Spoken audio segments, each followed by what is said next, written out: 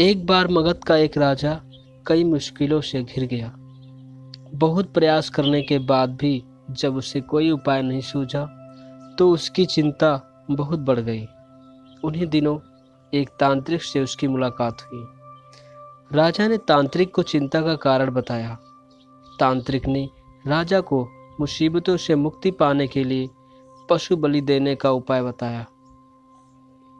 राजा ने तांत्रिक की बात पर भरोसा करते हुए पशु बलि देने का मन बना लिया। इसके लिए एक बड़ा अनुष्ठान किया गया और बलि के लिए एक भैंसे को बांधकर मैदान में खड़ा कर दिया गया। उन दिनों गौतम बुद्ध उसी नगर के आसपास भिक्षाटन कर रहे थे। संयोगवश गौतम बुद्ध उसी स्थान पर पहुंच गए जहां पशु को बलि के लिए रखा गया था। बुद्ध ने देखा कि एक मूक पशु की गर्दन पर मौत की तलवार लटक रही है तो उनका मन करुणा से भर गया। वो राजा के पास पहुंचे और उन्होंने एक तिनका उसके हाथ में थमाते हुए कहा, राजन, मुझे इसे तोड़कर दिखाएं। राजा ने तिनके के 2 टुकड़े करके गौतम बुद्ध को दे दिया। गौतम बुद्ध ने टूटे तिनके को फिर से राजा को देते हुए कहा कि अब इन दोनों टुकड़ों को जोड़कर दिखाएं।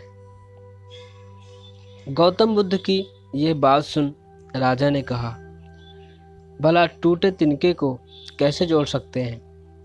राजा का उत्तर सुनकर बुद्ध ने कहा कि राजन, जिस तरह ये तिनका तोड़ा जा सकता है पर जोड़ा नहीं जा सकता, उसी तरह मूक पशु को मारने के बाद आप उसे जिंदा नहीं कर सकते, बल्कि इस जीव हत्या से आपकी परेशानियां कम होने के बजाय और बढ़ जाएंगी।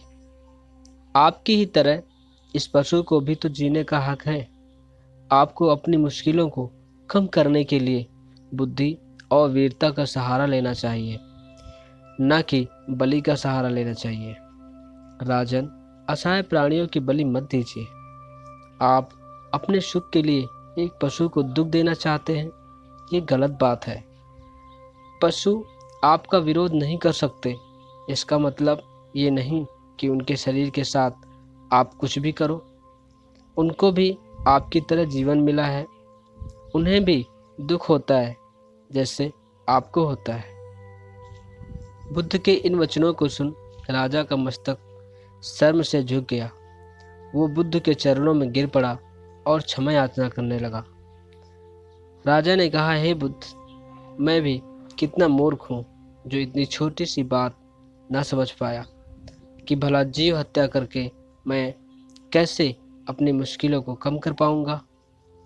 राजा ने तुरंत यह आदेश दिया कि आज के बाद हमारे राज्य में कोई भी अपने मतलब के लिए पशु बलि नहीं देगा। आज से लगभग 2000 साल पहले बुद्ध ने पशु बलि का विरोध किया था, लेकिन आज भी बहुत से लोग अपने स्वार्थ के लिए पशु बलि का सहारा लेते हैं।